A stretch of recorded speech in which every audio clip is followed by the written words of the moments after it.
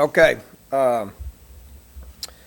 Heading into bye week, some things just fill y'all in on what the plan is moving forward. We started game prepping for Maryland yesterday. We all know how important the Maryland game is. Every game's important. This one we know is pretty important. I've been fortunate to go against them going on my fifth year now. So know what this game means to our team and our school and our fan base. Same thing for them.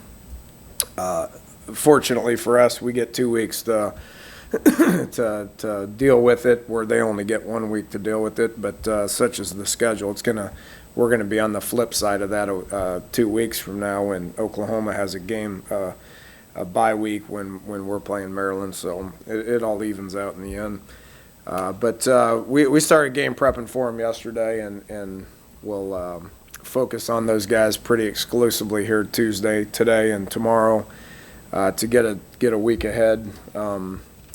Thursday we'll have a big team lift and get after them a good bit in the weight room and condition them a good bit, and then Friday and Saturday we'll give them 2 days off to just be normal. You don't have too many opportunities to be able to do that when you're in the weekly grind of game week. So we have an opportunity to be able to do it. This is really our only traditional bye week, because the next one is sandwiched in with the Thursday game at TCU. So it's going to be a little bit different structure when it comes to that week.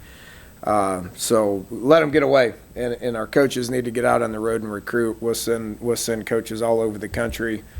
There's 10 of us going out. Myself and the other 9 will be out and about, seeing as many games as we possibly can on Thursday and Friday, and seeing as many coaches as we can on Thursday and Friday.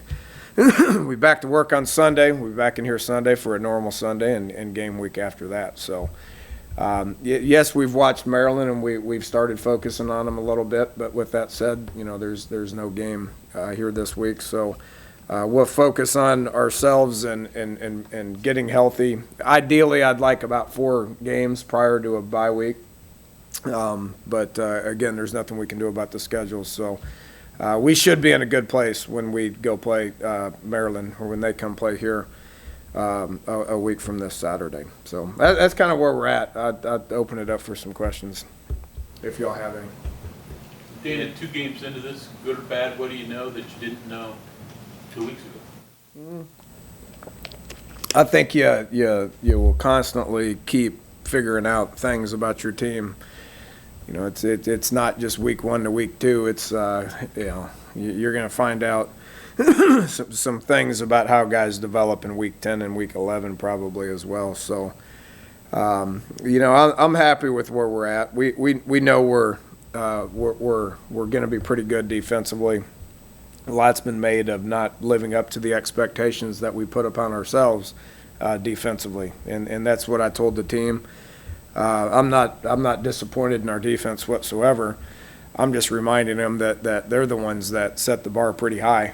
And so that's how we need to play. That's how we need to prepare. That's how we need to play defensively. Is good, better than we played, based on the fact that we've done it before, and based on the fact that we as coaches and we as players have set the bar pretty high. So offensively, we just need to keep getting better, and I do think we made improvement this past week.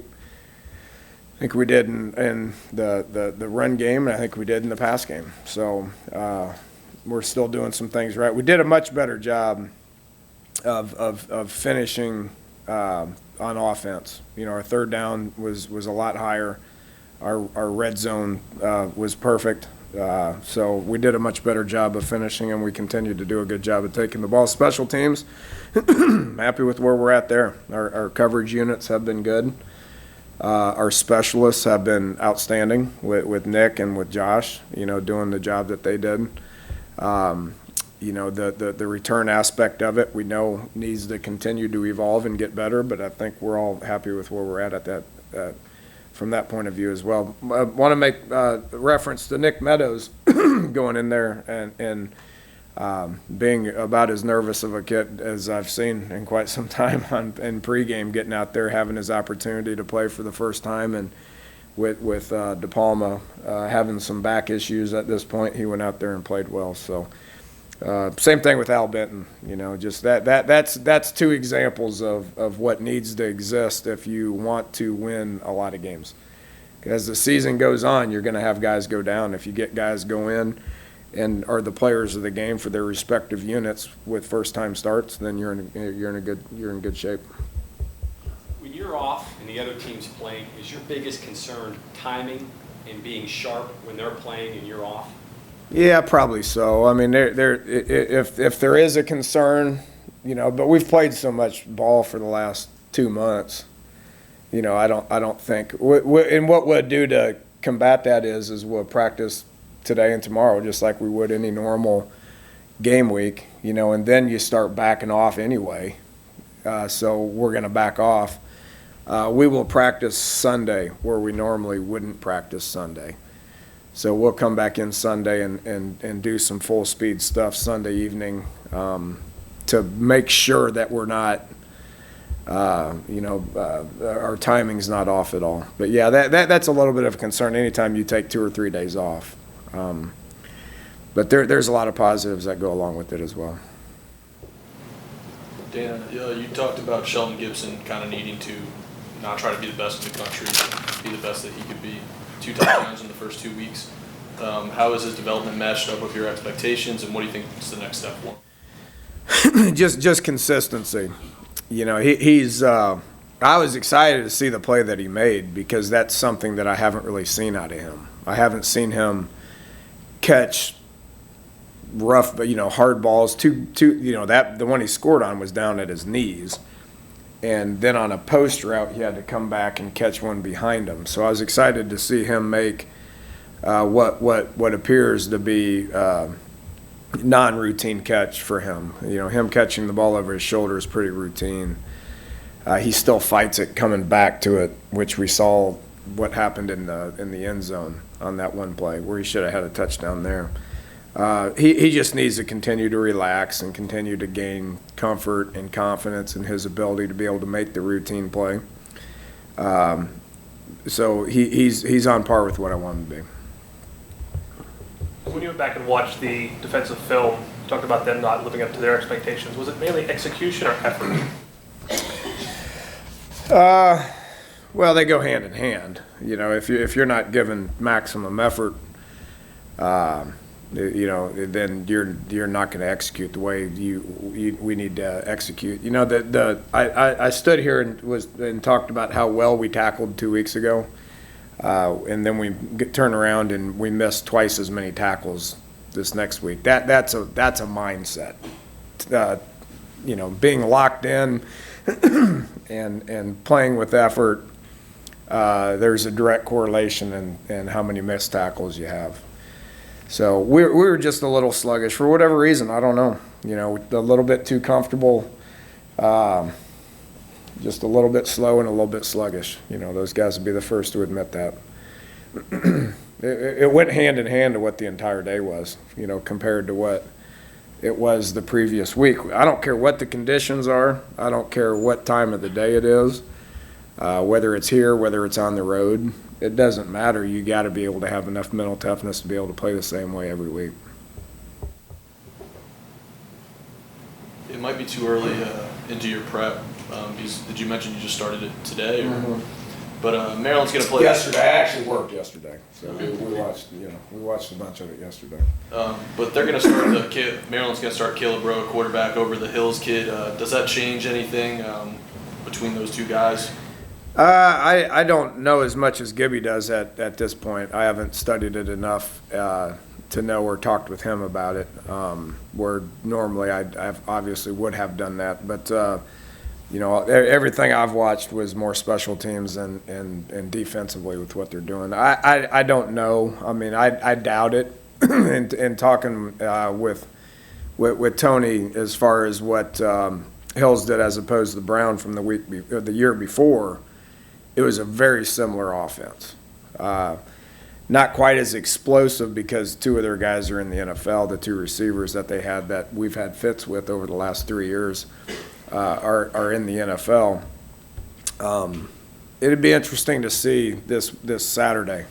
It's one benefit that we have that they don't have is we can turn the TV on Saturday at noon and watch the game against South Florida to see where they're headed with it. So I don't know. That Sunday we'll come in, we'll break down that game exclusively to, just like we do each and every week, what the progress is from week 1 to week 2, and then from week 2 to week 3.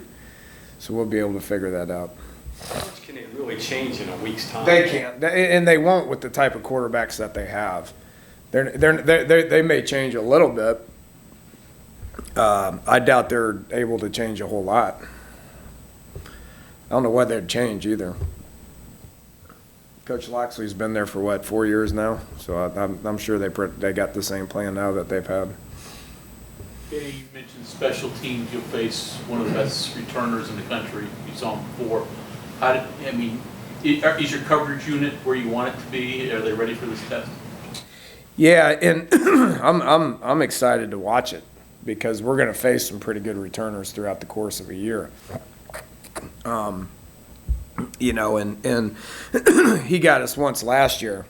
I think he got us twice. I can't remember, but he's dang good now. He'll take some chances, but we need to rise to the occasion on it. I don't think we're just going to tell Nick to kick it out of bounds 10 yards downfield, and we may have to go for it a few more times or whatever. But I think we've covered pretty good, and like I said, we've faced some NFL caliber return guys in the past, and we need to continue to be able to deal with that. It's part of the game.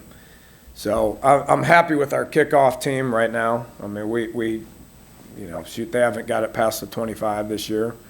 We're going to continue to get more speed on that field. We need to get guys like Muldrow and Rasul.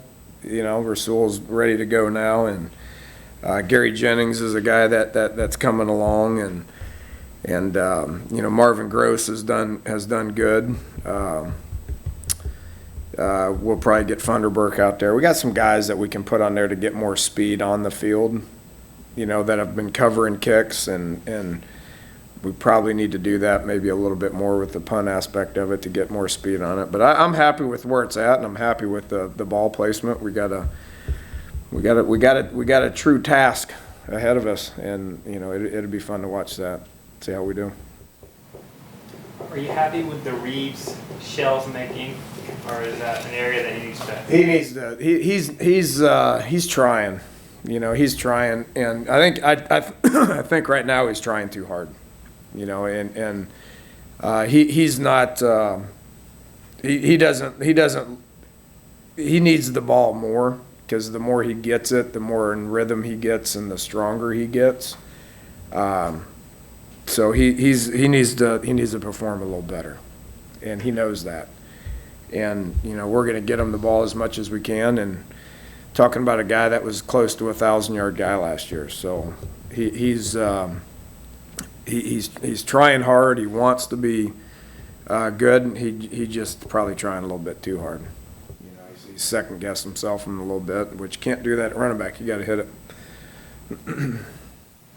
After Saturday's game, Skylar was talking about the zone read, and he was saying you guys kind of implemented it ahead of the Iowa State game last year. I guess in the offseason, how big of a focus was it, and wasn't something you guys, kind of consistently worked on? Better if you don't keep working on that, you get exposed pretty quick. And we've lost yards on a couple of them. We haven't had a tremendous amount of negative plays offensively. Handful of them have been on pulling it when we shouldn't pull it, and handing it when we should have kept it. So that's something you got to work on every day. And we made the decision to do it in the off season. We've worked it hard, and we will continue to work it to where we're efficient with it. Aside from his speed, what I guess because you need a certain kind of quarterback to just run those kind of plays. Aside from Skylar's speed, what kind of makes him such a good candidate? Hand strength. Because there's a handoff aspect to it where that ball is either in there or it's not in there. That's how the ball ends up on the ground a lot if you don't work it. So, we work it a good bit, making good decisions on what the edge looks like. Some of it's on me on what aspect of the play call that I actually call. Some of them are naked keeps around the edge. Some of them we have blockers out there for them. So, there's a scheme aspect to it that I got to continue to do a better job with, and then they got to do a better job on when they do, when they don't, and then it's just the day-to-day aspect of working it, and when they keep it in there and when they pull it out of there. So it's been fun. It's been fun for me to learn a lot about it and work it, and it's become pretty valuable. It's helping our backside. I know that. Dana, I know you were thrilled with the way DeKeel Shores played. Tell me, is he kind of like a security blanket for Skylar Howard, especially the way their chemistry looked on Saturday? Yeah, that's some of the timing that I've been talking about with Skylar and the new guys, the wideouts and the new guys with Gary and Karan and Javon and Shelton on the outside. It doesn't really exist on the inside, the disconnect. Because they've been together here for, I guess, 3 semesters, and Jordan Thompson's in that same boat. DeKeel's probably playing a little bit better, and he's a little bit bigger target right now. But he's playing well. He needs to get more yards after the catch. There are a lot of times he catches it and he falls down. So we've been working on him not falling down and running to get more yards after the catch. But his routes are good. He's got great ball skills. His blocking ability is really good. He made a lot of blocks on the perimeter, for the run game and the pass game to be able to get yards. So happy with the way he's playing right now. Overall, is that receiver group pretty good blocking on the outside? It seemed like Shelton had even a couple to the spring, Skylar. Yeah, he's soft, and Javon's soft. Gary's big and physical. He brings a little bit of physical nature to the perimeter, as does DeKeel. I'm not saying that about Javon and Shelton yet. They're trying. They're trying. They need a few more cheeseburgers. Dan, evaluate your offensive line play. Orlowski played really well last week. Here's the player of the game. It's tough for a lineman to get player of the game, isn't it, Wolf? Yeah. Were you ever player of the game? Once. One time? Yeah. In 4 years? It's hard for an lineman to get player of the game just because there's not, many opportunities for the spotlight to be on those guys, obviously. But Tyler's what makes us go offensively. He's the smartest guy I've been around up front. He understands the schemes and what we're trying to do. It was funny. I gave him the player of the game because, we called a bunch of run plays now this last game. We threw a lot of them, but a lot of times he was blocking for nobody. I'm like, geez, I could probably block for nobody because the spotlight's not on you. Who knows if you actually did a good job or not. But he's doing really well. Bosch had a better game. Marquise Lucas is playing well. I was kidding. I don't remember who asked the question about Yadney last week. Obviously, I was kidding. He graded out like 95% 2 weeks ago, which was great. Got exposed one time for the first time. He lost his mind and didn't play well for about 2 or 3 plays after that. So that was good for him. But then he came back and bounced back and played well. So it's coming. The depth isn't what we wanted at this point. We're playing a lot of guys. We're playing a lot of guys because in the fourth quarter we're able to get the 7th guy, the 8th guy, the 9th guy, and the 10th guy in there. those guys aren't progressing as much as I wanted them to at this point. So our second team guys need to keep coming. Dana, apart from the outcomes, have you been happy with the way the plays have been called and the decisions Skylar's made, you know, whether to throw a run or to give or keep it when he's inside the red zone? For the most part, you know, there's always going to be some bad decisions. I mean, yeah, there's a couple of times last week where he should have kept it or should have handed it, but I mean, when you have 0.5 seconds to make a decision, you're not going to make the right one all the time, I can promise you. And you know, we're going to keep trying to put him in the best position we can play call wise, but I've said that a bunch too. I mean, I'm not going to, I can assure you it's impossible to call perfect plays all the time too, because you don't know what they're doing defensively. They're going to keep changing that up.